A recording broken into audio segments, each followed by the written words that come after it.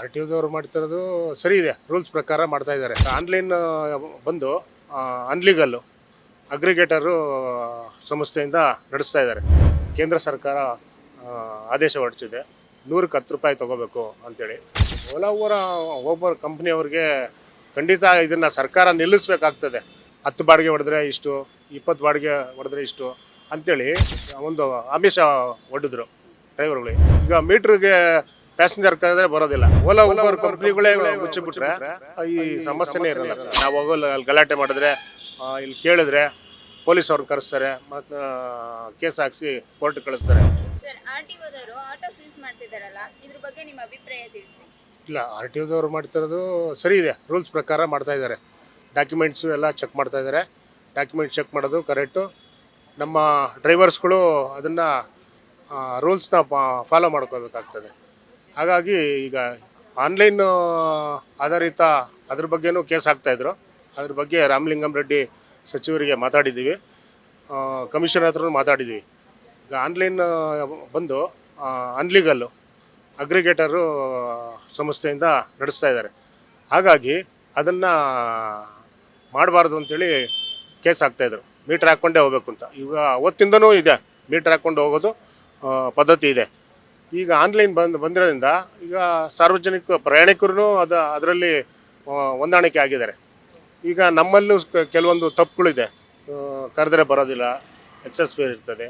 ಅದನ್ನು ನಾವು ನಮ್ಮ ಡ್ರೈವರ್ಗಳು ತಿದ್ಕೋಬೇಕಾಗ್ತದೆ. ಮತ್ತು ಆನ್ಲೈನ್ ಸಂಸ್ಥೆಯವರು ಏನು ಪೇಮೆಂಟ್ನ ಹೆಚ್ಚಿಗೆ ಕೊಡ್ತಾ ಇದ್ದಾರೆ. ಈಗ 30 ರೂಪಾಯಿ 40 ರೂಪಾಯಿ ಅದನ್ನು ಕಡಿವಾಣ ಹಾಕಬೇಕು.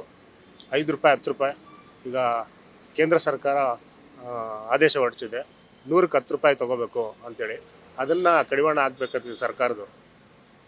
ಓಲಾ ಊಬರ್ ಕಂಪ್ನಿಗಳಿಗೆ ಏನು ಹೇಳ್ತೀರಿ ಸರ್ ನೀವು? ಓಲಾ ಊಬರ್ ಕಂಪ್ನಿಯವ್ರಿಗೆ ಖಂಡಿತ ಇದನ್ನು ಸರ್ಕಾರ ನಿಲ್ಲಿಸಬೇಕಾಗ್ತದೆ. ಯಾಕಂದರೆ ಈಗ ಮಧ್ಯದಲ್ಲಿ ನೋಡಿ ಅವರಿಗೆ ಲೈಸೆನ್ಸ್ ಕೊಟ್ಟಿಲ್ಲ. ಲೈಸೆನ್ಸ್ ಕೊಡದೇ ಇರೋದಕ್ಕೆ ಏನೋ ಒಂದು ಸಮಥಿಂಗ್ ಮೇಲೆ ನಡೀತಾ ಇದೆ. ಅವರು ಲೈಸೆನ್ಸ್ ತೊಗೊಂಡು ಬೇಕಾದರೆ ಬಂದು ಮಾಡಲಿ. ಹಾಗಾಗಿ ಅದನ್ನು ನಿಲ್ಲಿಸಬೇಕು. ಯಾಕಂದರೆ ಒಬ್ಬೊಬ್ಬರು ಒಂದೊಂದು ಥರ ರೇಟ್ ಕೊಡ್ತಾರೆ. ಈಗ ಊಬರ್ ಅವರು ಒಂದು ರೇಟ್ ಕೊಡ್ತಾರೆ, ಓಲಾದವರು ಒಂದು ರೇಟ್ ಕೊಡ್ತಾರೆ, ನಮ್ಮ ಯಾತ್ರೆಯವರು ಒಂದು ರೇಟ್ ಕೊಡ್ತಾರೆ. ಹಾಗಾಗಿ ಅದನ್ನು ಒಂದೇ ಸಮವಾಗಿ ಕೊಡಬೇಕು ಅಂತೇಳಿ ನಾವು ಸರ್ಕಾರವನ್ನು ಒತ್ತಾಯ ಮಾಡ್ತೇವೆ. ಇವಾಗ ಅವ್ರ ಕಂಪನಿಗಳಿಗೆ ಲೈಸೆನ್ಸ್ ಇಲ್ಲ ಅಂತ ಹೇಳಿದ್ರು ನೀವು. ಹೌದು. ನೀವು ಅದು ಆ್ಯಪ್ ಯಾಕೆ ಡೌನ್ಲೋಡ್ ಮಾಡ್ಕೊಂಡ್ರಿ ಮತ್ತೆ ನೀವು ಲೈಸೆನ್ಸ್ ಇಲ್ದಿದ ಮೇಲೆ? ಈಗ ಈ ಇನ್ಸೆಂಟಿವ್ ಬಂತು ಡ್ರೈವರ್ಗಳಿಗೆ. ಇವಾಗ ಒಂದು 10 ರೂಪಾಯಿ ಕೊಡ್ತೀವಿ ಅಂದರೆ ಒಂದು ಆಸೆ ಇರ್ತದೆ. ಹಾಗಾಗಿ ಇನ್ಸೆಂಟಿವ್ ಅದು ಈಗ 10 ಬಾಡಿಗೆ ಹೊಡೆದ್ರೆ ಇಷ್ಟು, 20 ಬಾಡಿಗೆ ಹೊಡೆದ್ರೆ ಇಷ್ಟು ಅಂಥೇಳಿ ಒಂದು ಆಮಿಷ ಒಡ್ಡಿದ್ರು ಡ್ರೈವರ್ಗಳಿಗೆ. ಅದೇನಾಯಿತು, ಡ್ರೈವರ್ಗಳು ಅದನ್ನು ಆ ಕಡೆ ಹೋದರು. ಈಗ ಮೀಟ್ರಿಗೆ ಪ್ಯಾಸೆಂಜರ್ ಕರೆದ್ರೆ ಬರೋದಿಲ್ಲ, ಆ ಪರಿಸ್ಥಿತಿಗೆ ಆಗೋಗಿದೆ.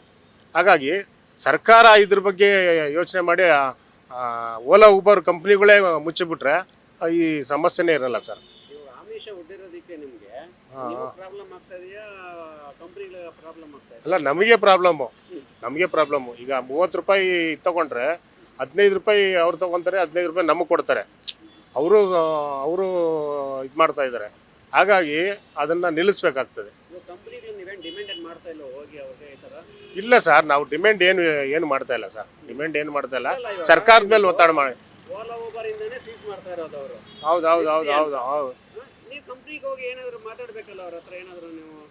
ಇಲ್ಲ, ಸರ್ಕಾರನೇ ಒತ್ತಾಯ ಮಾಡಿ. ನಾವು ಹೋಗಿ ಕಂಪ್ನಿಗಳ ಹತ್ರ ಮಾತಾಡೋಕ್ಕಾಗಲ್ಲ. ಯಾಕಂದರೆ ನಾವು ಹೋಗಲ್ಲ, ಅಲ್ಲಿ ಗಲಾಟೆ ಮಾಡಿದ್ರೆ ಇಲ್ಲಿ ಕೇಳಿದ್ರೆ ಪೊಲೀಸ್ ಅವ್ರನ್ನ ಕರೆಸ್ತಾರೆ, ಮತ್ತು ಕೇಸ್ ಹಾಕಿಸಿ ಕೋರ್ಟ್ ಕಳಿಸ್ತಾರೆ. ಅದು ಅನ್ಲೀಗಲ್ ಆಗ್ತದೆ. ಹಾಗಾಗಿ ಸರ್ಕಾರದಿಂದನೇ ಅವರು ಇದು ಮಾಡಬೇಕಾಗ್ತದೆ.